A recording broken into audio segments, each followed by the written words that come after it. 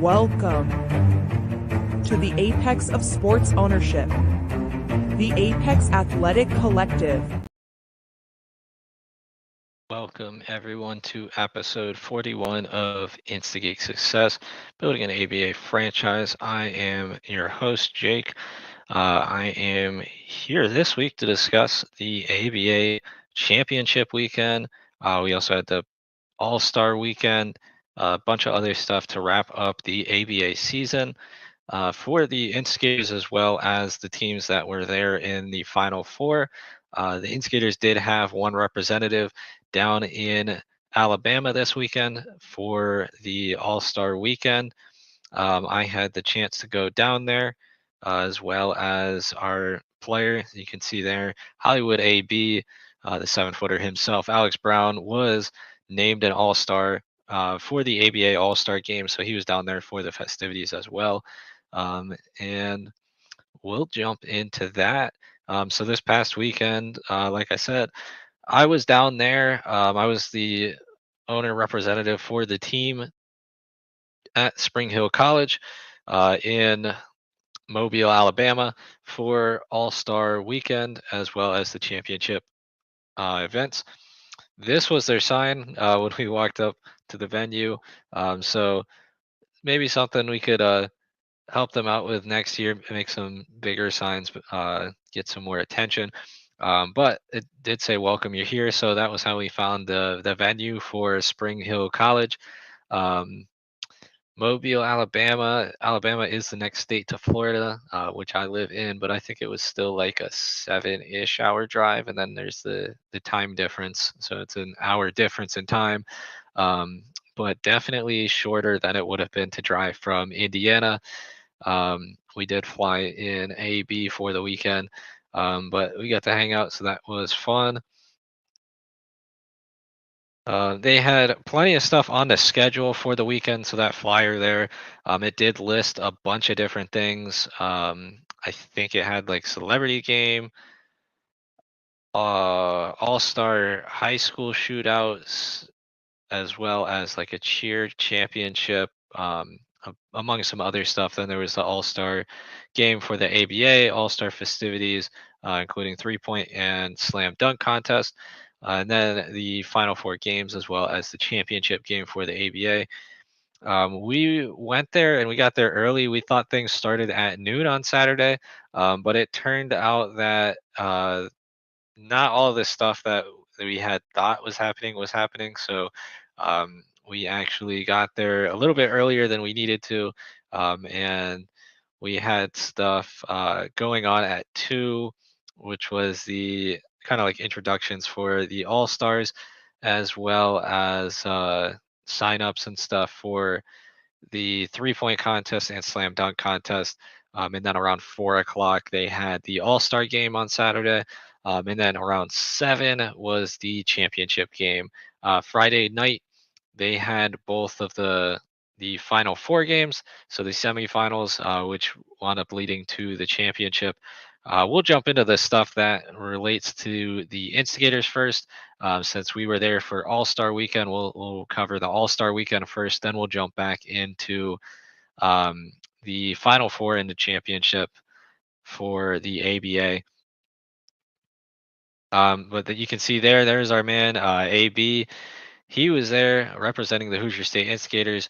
He got one of those sweet all-star uniforms, and he wound up performing in the three-point contest, the slam dunk contest, and he actually was a starter for the all-star game. We had those live over on the Facebook page. If you didn't have a chance to catch those, I think they're still up on the Facebook. You can go over there and check them out. I think I will show the slam dunk contest at least. If you watch throughout the season, I think you know AB is definitely capable of putting down some pretty nice dunks. I think it looks a little bit better when it's in game, but still the slam dunk contest is a pretty special event. Three-point contest. I was a little bit surprised he signed up for that, if we're being honest. I don't typically think of him as a three-point shooter. That's definitely, if I had to pick a guy on the team to enter the three-point contest, I think that would have been Swish, Lawan Whitney.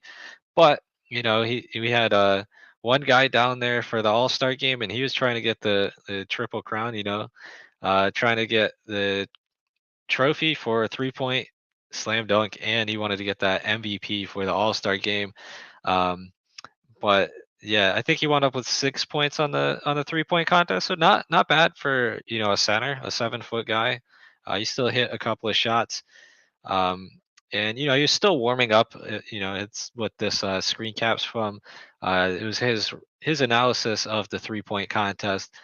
He was still warming up at that point. So that was the first event of the All Star festivities. So I mean, he was still warming up, and then he got progressively better throughout the events in the game. So I will give that to him. But huge honor and congratulations to our big man AB for being the first Hoosier State instigator in franchise history to make it to the All-Star game and represent our team for all of the festivities in the All-Star game. The 3-point contest, the slam dunk contest, and the All-Star game, as well as he is the first starter in the All-Star game for the Hoosier State Instigators. He also got to do the tip-off, which was pretty cool. He won the tip-off, but the ball wound up going out of bounds. So yeah, it's not really like a stat that you can really keep, but he still got to line up for the tip for the All-Star game, which was pretty cool. Um, and it was a fun weekend. Definitely something that I hope we can repeat next year, but on a different term. Hopefully, it's with the whole team. If we get the whole team down there, that would also mean we're there for championship weekend. We're one of the final four teams if that does happen. So I think that would be pretty cool. But even if we're not quite capable of reaching the final four and getting the whole team down there, I think AB's definitely got a chance to repeat next year. If he can keep up what he did this year, definitely a guy I think is going to be a repeat All Star in the future. But this was actually his first time at the All Star game. He did get selected to an All Star game in the past for the ABA, but this is the first time he was actually physically at the game for the All Star game. So pretty special, not only for the Instigators, but for our man Alex Brown this weekend. But definitely something we look forward to adding even more to the resume. We want to make that a multiple time All-Star for our guy Alex Brown, and hopefully we can add some more slam dunk contest in there. 3-point contest, I'll leave that up to him. But let me see. I think I should be able to share this. I'll get the slam dunk contest. Again, we did this live on Facebook.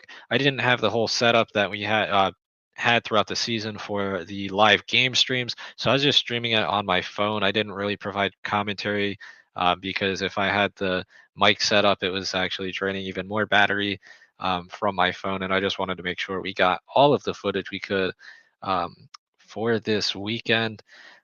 So let me see. Should be able to do this.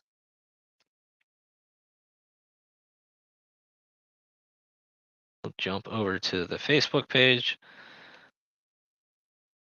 And this should be the video here for the slam dunk contest with AB. At least his attempts. We'll end up watching his attempts.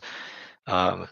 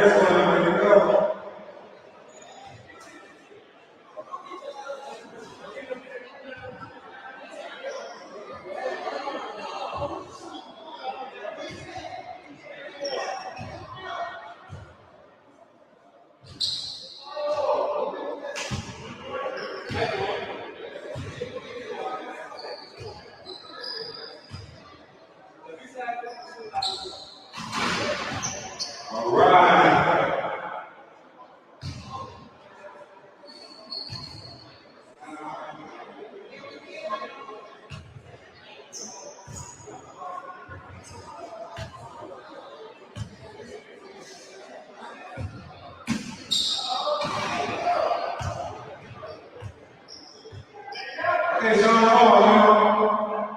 Let's go, Sean.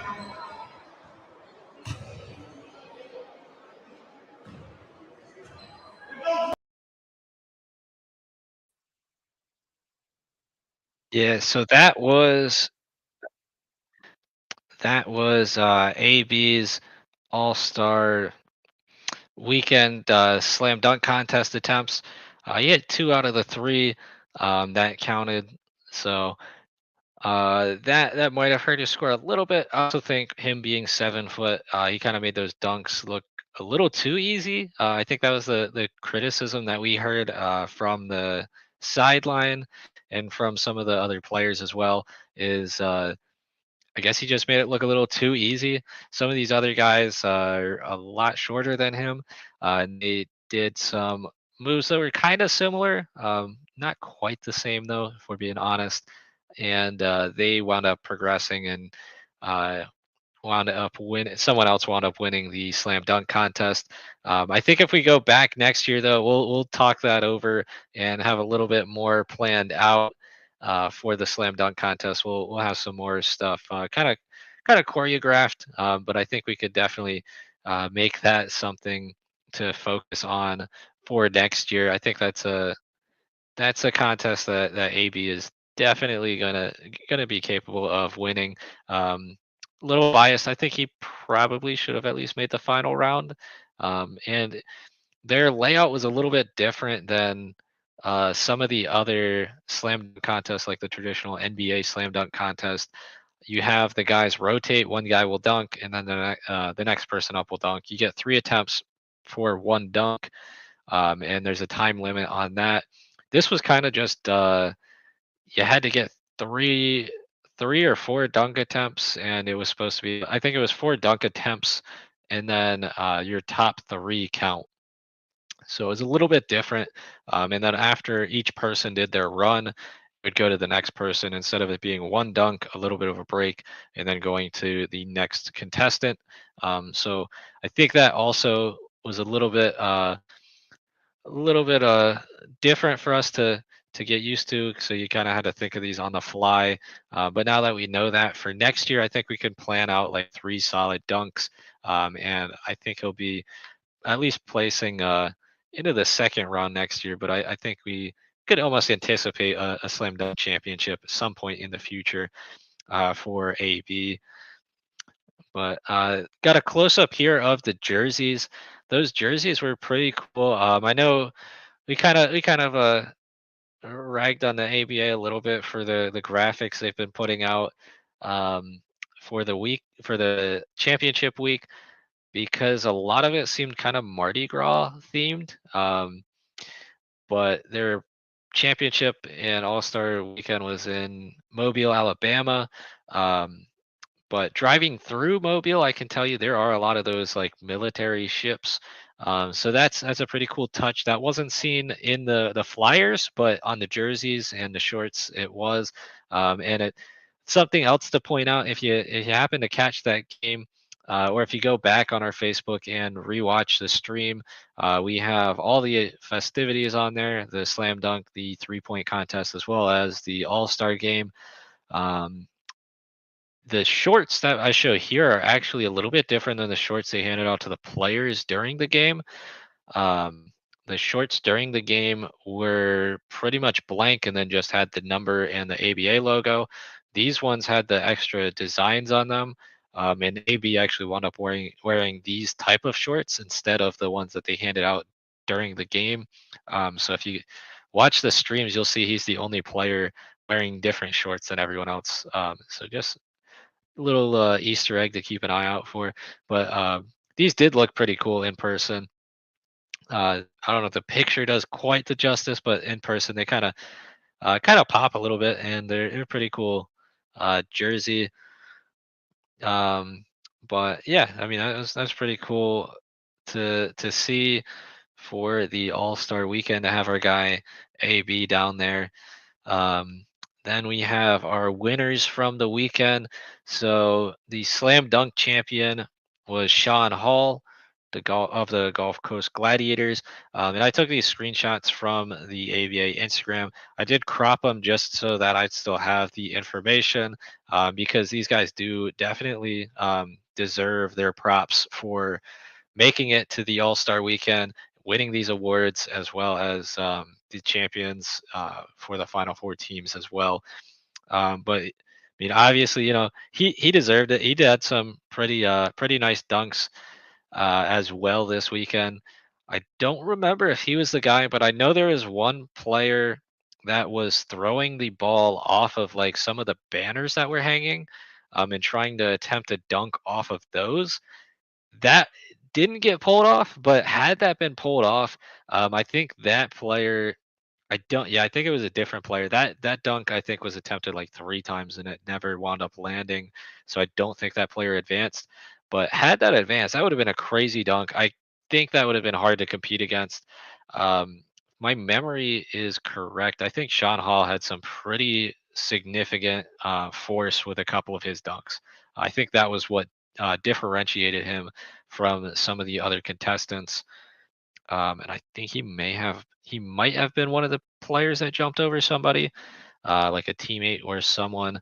But there was a couple of guys towards the end that did that, so I think he may have been one of those. But I know he had some pretty significant dunks. I think a windmill that went with pretty significant force, and that was he definitely deserved that, and I think AB will give him a run for his money again next time. 3-point contest. Apologize if the name is pronounced wrong, but Naomi Harris for the Silicon Valley Panthers. That was one of the teams that made the trip out to the All Star weekend, but not only for the All Star weekend, for the championship weekend. They were one of the final 4 teams in the ABA. All the way from Silicon Valley. That was the longest travel distance for any of the 4 remaining teams to Mobile, Alabama. So definitely a huge weekend for those guys with the Silicon Valley Panthers. But there was a couple of dudes that were just draining threes in that 3-point contest. Um, it's one of those things where I watched a couple of them do practice, and there's one guy in practice. He hit just about every shot. There's 2 of them actually. There's 2 guys in practice that went back and forth, and they were hitting just about every 3-point shot. And then it got to the 3-point contest, and once all the pressure was on them, they were the only person out there on the floor. Those 2 guys would have been my favorites if there was betting favorites, but neither one of them wound up advancing to the final round for the 3-point contest.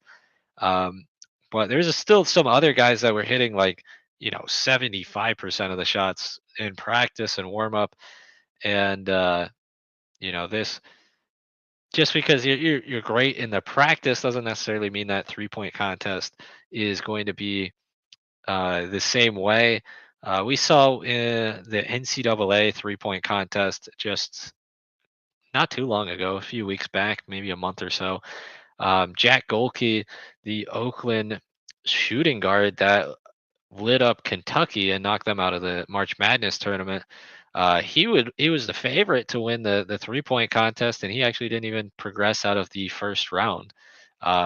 So it goes to show, even though some of these guys hit 3-point shots consistently, whether that's in practice or game, the 3-point contest is just a little bit different, where you have to be on point and you have to be ready for the pressure with the timer, and a little bit of a different setup. You have the money ball as well, so the one shot is actually worth twice as many points as your other shots for every round. But Naomi Harris, he was one of these dudes that just lit up during the 3-point contest. There was a handful of guys, I think, with 16 plus points in the 3-point contest, obviously including Harris, and they progressed to the final rounds. And in the final rounds, they put up pretty much the same type of numbers. And I think that he might have only missed maybe 3 shots on his attempts. So that was impressive, seeing those guys in the 3-point contest. Like I said earlier, hopefully we can get another player in the All-Star game next year, and maybe there'll be a little bit a better representation for the 3-point contest.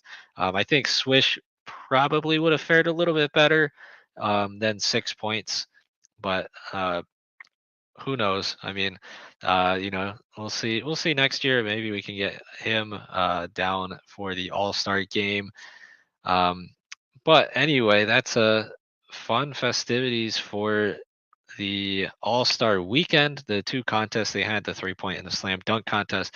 As far as the game, AB was on the other team, so the team that lost, but he did get to start that game, and I think AB wound up finishing. I had unofficially kept track of stats at the game, so I think he wound up with like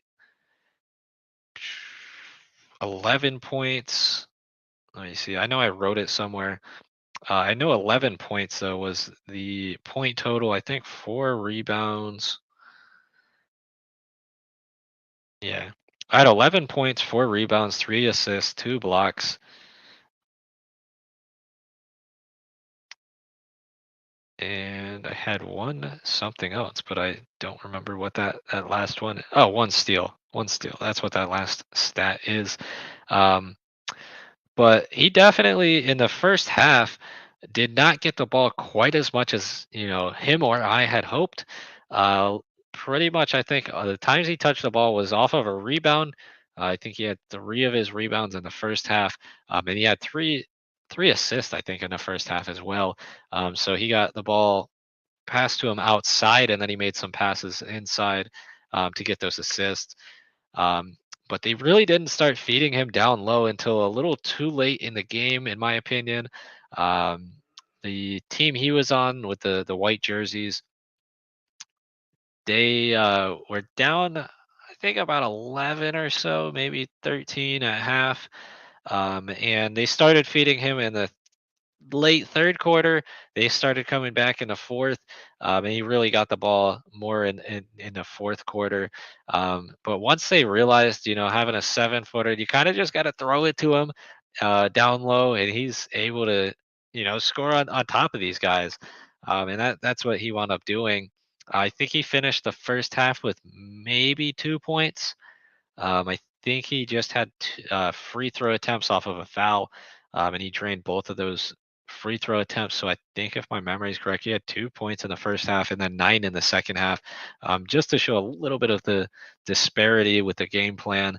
But I think if we had an overtime or a fifth quarter, that other team would have been interesting, because they started to come back and really rally in the fourth, cut down that lead. I think it was in the single digits. I know that it might have been a 4-point, 5-point victory at the end when it was all said and done.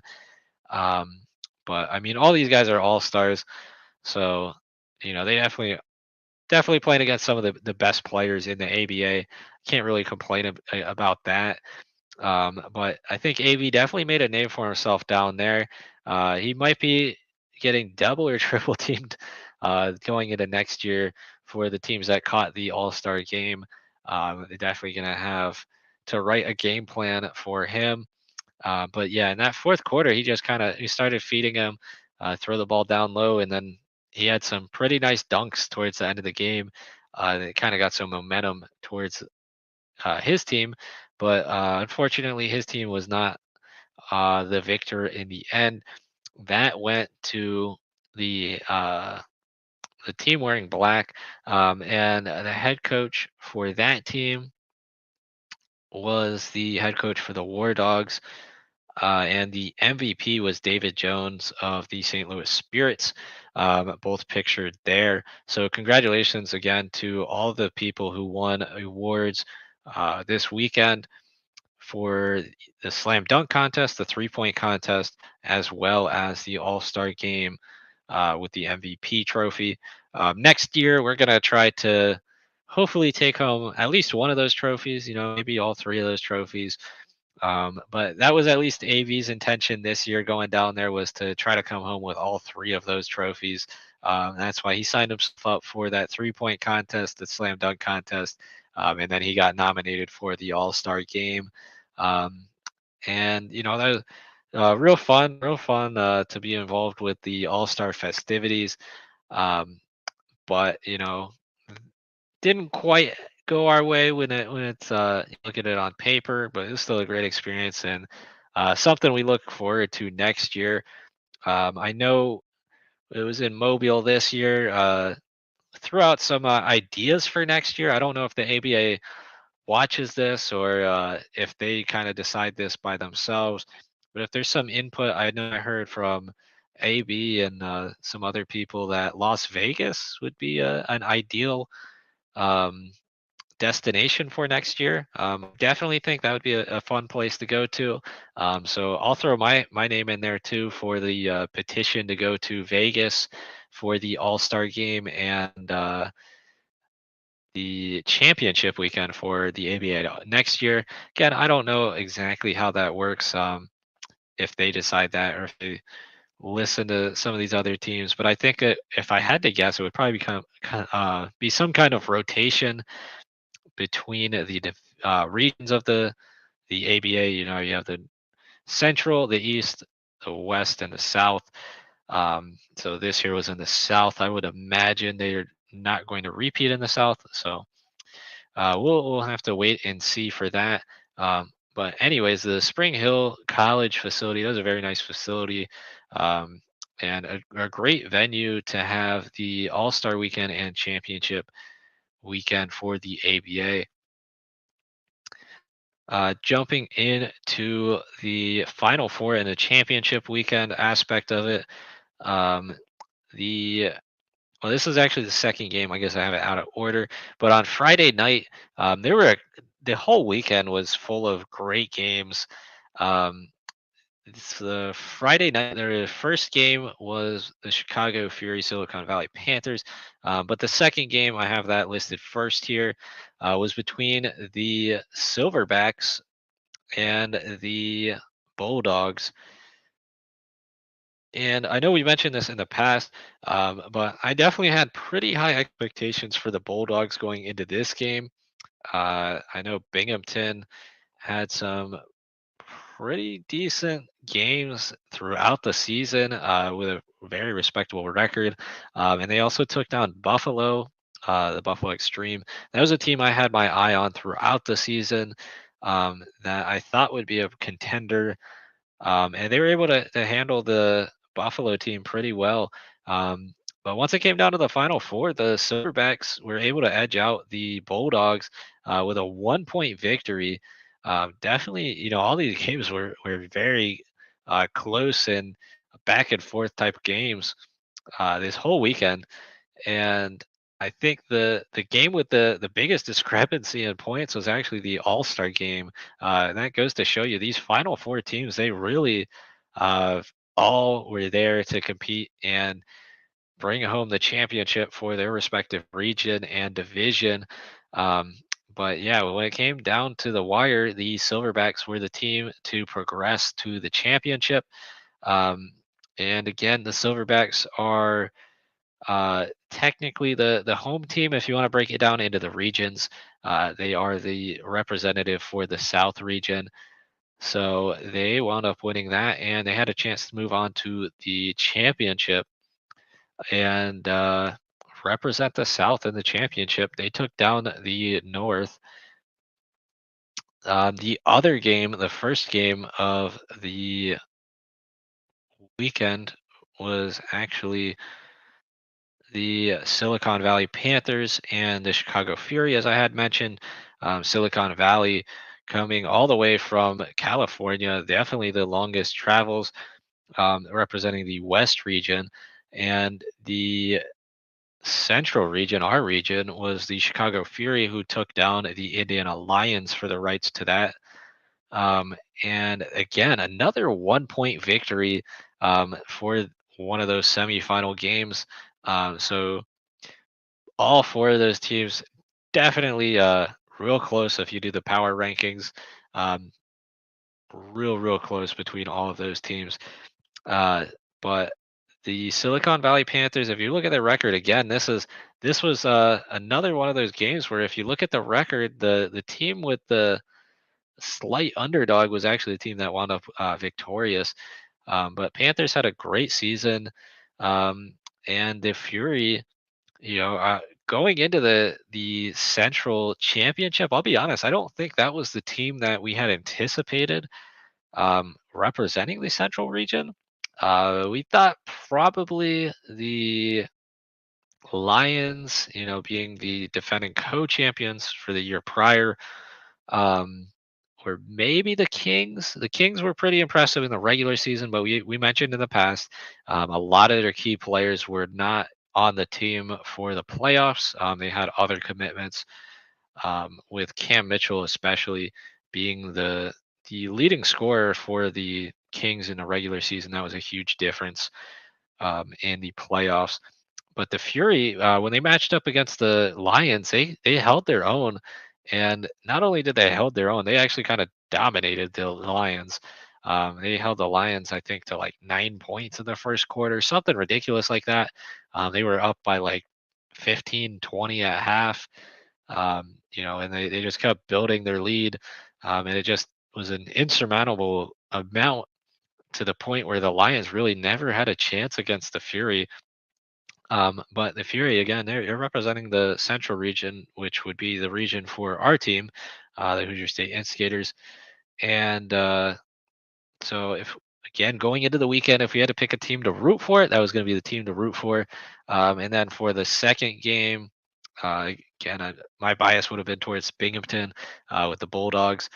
But with the two teams that progressed, the Fury and the Silverbacks, made it a little bit easier for me because then it was just, I wanted the Fury to win that and keep the title in the Central region, um, for kind of bragging rights. Um, Again, I don't know if we'll ever match up against the Fury next season. Um, we'll have to see how the division gets split. But it was cool this year when we played against the Lions and we had the extra incentive on there every week to play against the defending co-champions. But that led to the championship game between the Silverbacks and the Fury. This was a graphic the ABA had for the championship. Doesn't have the final score on there, but it has some of the owners, the head coach, and the 5 starters on there. So congratulations not only to the Chicago Fury, but to all 4 of those teams that made it out to the Final Four and championship weekend. But definitely a huge props to the Chicago Fury for winding up with that championship trophy. But that championship game, if you caught that game, man, that was a crazy game. Going into it, it'll be a first for me. Once we get to it, I'll jump into it. So the game actually ended regulation as a tie. So that leads into overtime, just like traditional basketball. And then the ABA rules for overtime, we kind of learned this on the fly this season as well. And we had this nice little video that we put out on social with some of the rules, and it went over that a little bit. And yeah, so we had an ABA rules video. If you didn't catch it, it's the first overtime period is a 3-minute period, and it's just like a traditional overtime. So the two teams continue playing, the score stays the same. From the end of regulation, the two teams continue to play. At the end of the 3-minute period, whatever team's ahead wins. Kind of your traditional overtime rules. The 3 minutes is a little bit different, but other than that, that's about the only difference for the overtime rule. However, this game was so intense. The Fury and the Silverbacks actually were still tied at the end of that 3-minute period, so they went into another overtime period. The ABA though is a little bit different. So instead of it just continuing to go into overtime periods, like the NBA or NCAA would do, sometimes the NCAA there's been like 6 overtimes. I think like if you go back in history, I think there was a UConn and Syracuse game. I hope I'm not switching it with Georgetown and Syracuse, but I know there's a Syracuse game that was like 6 overtimes that ended after midnight. Um, but the ABA is a little bit different. So instead of just continuing to go into overtime after overtime, when the score is tied, they actually do the ELOM ending. So pretty cool. That was the first time I got to see that in action for an ABA game. Actually, like any game, but I mean, I've seen like the TBT tournament does that as well. Um, but this with the ABA, first time in the ABA, I've seen that, and that's a great way to end the championship game. So basically, what they do is they take the score that they're at, and that score kind of resets in a way. We still keep track of the score, but that resets, and then it's basically first to 10 points at that point in time. So whatever team is the next to score 10 points winds up winning through the Elam ending. And it was back and forth and back and forth. Really, really great game. Definitely a great game to represent the ABA for the championship weekend. Uh, Man, that was if you watched it, it was back and forth. The Fury would go down and hit a three, and then the Silverbacks would go down and hit a three. One team would turn it over, the other team would turn it over, just back and forth possessions for each of those teams. But when it came down to the wire, the Fury were able to pull ahead just a little bit. And I think there was a foul at the end, so it went to the free throw line. Um, and I think it was like a 2-point game at the end. But they went to the free throw line and they just needed to hit one of their 2 free throws, if I remember correctly. I know they had 2 free throws and they shot 2, but I think they had to just make one of them. And they were able to knock down the free throw to secure their victory and get themselves the 2023-2024 ABA championship. Um, But man, that was a great game. I definitely recommend if you didn't catch that, go back. I'm pretty sure it's on YouTube at this point. Go back and watch that. That definitely we'll be watching it for scouting purposes, but that definitely is a great representation of ABA basketball. Um, you can also go ahead and rewatch all of our games from this inaugural season. Those I know for sure are available on YouTube, on the Hoosier State Instigators YouTube. We have all of our live game streams uploaded there, as well as all of our podcasts as well. Um, we upload those like the next day or so. But yeah, you can go back and rewatch any of the games. And don't have the graphic for it this week, but that gives me a thing to remind you. If you have not already made your voice heard, go ahead and become a fan voter over on the Patreon, and have your say heard. Player evaluations are up, and they're nearing an end. So again, if you need to go back and rewatch some of our games, you can rewatch all of the games. Definitely go ahead and make your voice heard. Become a fan voter today, um, and join that level on the Patreon. So that's going to be a $10 level on Patreon or higher. Will give you access to become a fan voter, and you will be able to submit your player evaluation. Um, so there will be a player evaluation as well as a coaching evaluation sort of thing as well. Frosty came on here and announced, Corey Curran, that he is not returning as the head coach. So we're also looking for a head coach. So you'll have be able to have your voice heard not only on which players you want us to bring back next year, but also what you're looking for in the type of coach as well as the coach themselves, that you want to be on the team next year. So make sure you get your votes in. Again, that's going to be like for our fan voters. You get the fan voter access, and then you'll be able to click on that. There'll be a link that'll shoot you to a form, and on that form you'll have some options to rate the players this year. And we made it so that there's like multiple options. You don't just have to say keep or get rid of, like that type of thing. That's not what we were looking for. We have like 5 different levels. So we have like must keep, that type of thing. Then there's like would really like to keep. Then there's like, kind of a neutral stance, then would prefer to look elsewhere. And then like you don't want that player back on the team. But I think all of our guys were pretty great this year. Uh, but that's how how sports works is we're not going to have the same roster as next year. It's just a matter of fact.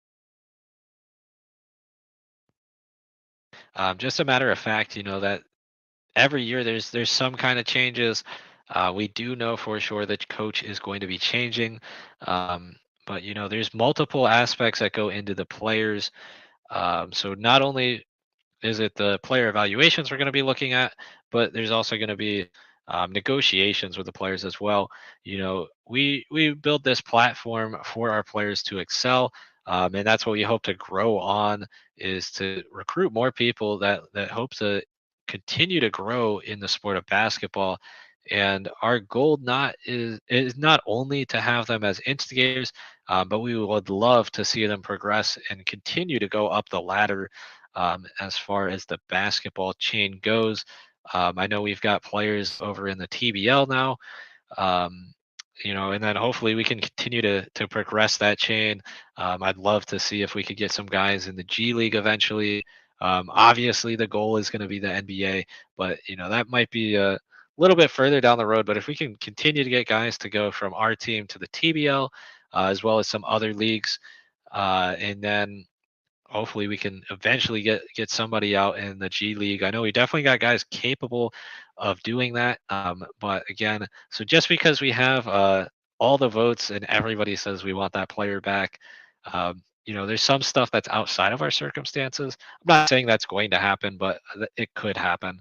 Um, so just to put that out there, but we definitely want to have the fans and their votes heard, because we're going to be taking that information at the end of the month. So once May hits, we're going to be sitting down and talking over that. We're probably going to have one of those meetings with the fan representative player, as well as our board members. And we're going to kind of hash things out, see what we want to do for next season. Um, and again, if you become one of our fan voters, you're going to have a vital say for not only this decision here, but for many of the decisions coming down the road for the Apex Athletic Collective. Um, but we're definitely looking forward to some of the things coming up for next season. The first season was definitely a learning curve for us, but I think we got things a little bit better planned out, and we definitely got some more time to plan things out for season 2. Um, so I'm excited for it. I know everybody here watching this is definitely excited for it as well. Um, and hopefully we can make some announcements coming up soon, but nothing is official at this point. Nothing set in stone. But we'll keep everybody updated on that. We'll put updates on the Patreon. If you're over on our Discord, we'll have updates over there as well when we do get them. And anything major we'll obviously put on our social media as well. But be sure to continue to follow throughout the off season. uh the whole premise of the AAC is to have the fans kind of act as owners as well, have a say on the personnel, not only for players, coaches, and all the decisions that go with owning a franchise. So definitely that's the first of some of the votes for the off season. But again, that wraps up at the end of the month. So get that in before it turns May. I think this is going to be, yeah, this will be the last podcast here before we hit May. So last chance for me to shout that out. But if you haven't already, go ahead and make your voice heard over there. And again, we're going to have some more stuff throughout the off season coming up. Uh, Amateur night should be coming out soon. We're still working on getting footage and stuff, as well as setting up, ways for fans to get their footage sent over to us too. But I think we're looking at Monday nights to do that. But Corey will host that. And we'll have like official announcements and stuff once we get it all set in stone. But little bit of a teaser there. So it should be Monday nights. We'll have amateur night coming up. So supplemental content, not only the podcast, we'll start having a second show on here Monday nights. So Mondays and Fridays, you'll have your AAC fix, at least for the off season. And then hopefully, once we get back into the swing of things and we start kicking off tryouts and such, and then hopefully we can get some exhibition games in too, like for the preseason.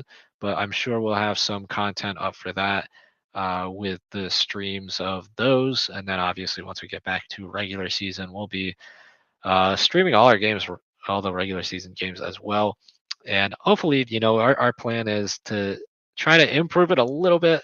We definitely did the best with what we had for this year, but obviously you got to continue to improve in the future. And some of the things we're looking at, I'm excited for. And once we get stuff actually like set in stone, or we're at the part where we're discussing it, kind of right now we're just in the brainstorming phase for some of these ideas, um as far as like broadcast and such. But I think we'll have a better broadcast experience for it next season, and I'm looking forward to that. um but yeah, also it'll be fun getting back into the gym, having our players on the court, seeing what the roster is going to be. I'm hoping a lot of our guys can come back for next season. Um, but like I said, get your votes in for your player evaluations, as well as give us an idea what kind of coach we want for next year.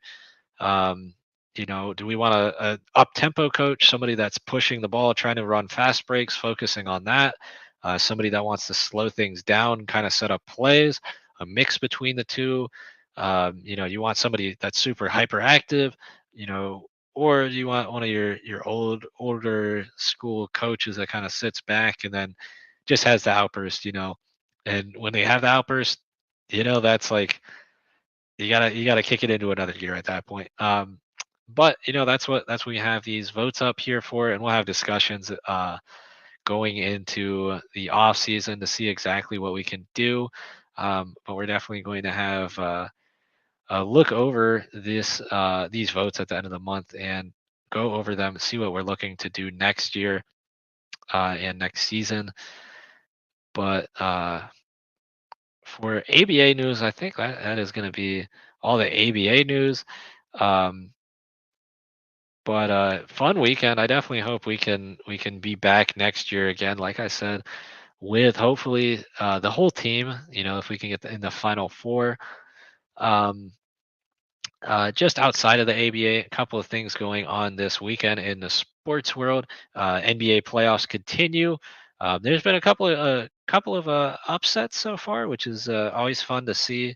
I'm not sure if we're gonna have a one seed get knocked off quite yet, but I'd love to see if the Heat could do that again. I've got my doppelganger Jaime Jaquez Jr. On the Heat, and definitely would be the team that I'm rooting for. But Boston's been pretty good as far as the East goes. They're definitely the best team in the East. Um, but also some pretty impressive performances from guys. I knew I was watching it right before I started getting stuff ready here, but I think the Pacers actually came back and knocked off the Bucks, which was that was a great game too. And Pacers being the Indiana team, that's got to represent the Hoosier State. Um, but a lot of injuries too. That's also the other thing with the NBA playoffs. Pelicans without Zion, we had mentioned that in the past. Heat without Jimmy Butler and Terry Rozier. The Bucks without Giannis, at least for the time being. And then Joel Embiid has been playing through injury, but he's still been putting up some pretty crazy numbers even through that injury. Um, but yeah, so just another thing to watch this weekend if you're looking for some sports content to watch, as well as the NFL draft. So that kicked off last night. And Caleb Williams, to no surprise, went number 1, as just about everybody had expected. The one big surprise, though, was the player that I had my eye on this whole time. I'm a Buccaneers fan, and this player grew up in Tampa, so I thought maybe there was a chance had he lasted to Tampa, that would be the guy they'd go with. I know it'd be a little bit controversial had he been selected by them, but the team that selected him made it way more controversial, actually, and that was Michael Penix Jr. He got drafted 8th overall by the Atlanta Falcons. Definitely the surprise of the night. Kind of a shocking pick there. The Falcons had just signed Kirk Cousins to a pretty significant contract with a decent amount of guaranteed money, to be their guy at quarterback. And I'm pretty sure it's a 4-year deal with at least like 2 years of guarantees, pretty much. So realistically, they can't even really cut him off unless they take a bunch of dead money after the 2 years that has a bunch of the guarantees, unless they change the contract somehow. Um, but yeah, drafting I guess his successor in the first round with a pretty high draft pick. That was a very surprising pick. Um, but it's going to be a really interesting dynamic to see how that plays out. Um, I really don't know how that plays out, honestly, because Penix is one of the older quarterbacks in the draft. He also had 4 season-ending injuries, um, in college. So there's a little bit of risk with that. To have him sit, maybe he can heal up even a little bit more. But he did finish out this season with Washington as one of the best players in the nation. I believe he was second in Heisman voting. So I mean, definitely a guy that's worthy of that pick. It's just a questionable pick, from a team that had invested so much into what people had thought was their plan at quarterback. But I guess we'll wait and see what the actual plan is going to be. I can't imagine that he starts over Cousins with all that guarantees. Um, I'm guessing Cousins is at least a quarterback for the next 2 years, and then they'll make a business decision at that point. But I was interested to see if he'd make it to Tampa. Had he made it to that pick, I definitely think that would have been the guy that I wanted Tampa to pick. Um, Not sure if it would have made the most sense, but Tampa did get a center, which was a smart move for them, with their center retiring after injuries. But it was my one guy that I wanted to keep an eye on in the first round. In the later rounds, there is a player I had mentioned him in the past, Quantez Stiggers, defensive back, a cornerback. He had played in the fan controlled football league, which many of us had come from, um, here in the AAC. So definitely got to keep your eye out and watch for his name being called. I've seen mock drafts for him that had him anywhere from the 4th to the 7th round. Um, so hopefully he gets his name called. That's all I'm hoping for. But he'll be, if he gets selected, the first player from fan controlled football to be selected into the NFL draft. Um, so that would be pretty significant. He also played up in the CFL last year, and was very impressive over there. Won some awards there for his abilities, um, and just a great dude from the experiences that I've had with him. So best of luck to Quantez, and I hope he gets his name called. But again, another thing to watch this weekend if you're looking for some sports content. I know there's a bunch of other stuff going on too, and like we said, if you got some amateur footage, whether that's high school, children's, amateur adult leagues, if you got some content for sports, we're going to be having that amateur night coming up soon, and we'll be putting out a way for you to get that sent over. And we'll be running that, I believe, on Monday nights coming up soon. So again, you can get in touch with us too, um, if you have stuff in mind that you want us to air on that amateur night. But we'll be putting something out when we make an official announcement, as to how to send over that footage, and we definitely would love to have it featured on Amateur Night. And I think last thing of the night, I mentioned this shirt in the beginning. If you follow AB on social, you probably saw him post this shirt. Hopefully, we'll get this. Let's jump this off. Yeah, so this shirt, pretty cool shirt, which I had designed for the All-Star weekend for AB. And hopefully we'll get that up pretty soon. But we'll definitely have it for sale at some point, and you'll have a chance to get one of these shirts as well. I would love to see if we can. I guess it's going to be if I can make something like this for all of our players, especially when we get some re-sign players. So maybe a little tease there. But this shirt should be in the shop soon. I know I hate to do that because that's like an FCF thing where we say soon and it's no exact date, but we're working on it. We're trying to get the store kind of revamped for the off season. But we are going to have that up at some point. I do know that it is definitely going to be in the shop at some point. So it's not a soon with a no date. It's a soon with sometime this off season. But I think that is going to do it all for this episode 41 of Instigate Success. As always, thank you for joining us here on the Patreon, and if you're catching this later on the YouTube, thank you for joining us there as well. Again, last chance to get your votes in for your player evaluations. Get those in before the end of the month. And if you didn't catch the All-Star Weekend festivities, I recorded all those up on our Facebook page. You can go on the Hoosier State Instigators Facebook and rewatch that. And the All-Star, not the All-Star game, the championship game for the ABA, I'm pretty sure is available on YouTube. If you didn't get a chance to catch that, definitely recommend rewatching that game too. The Chicago Fury had an amazing game to wind up becoming the 2023-2024 ABA champions.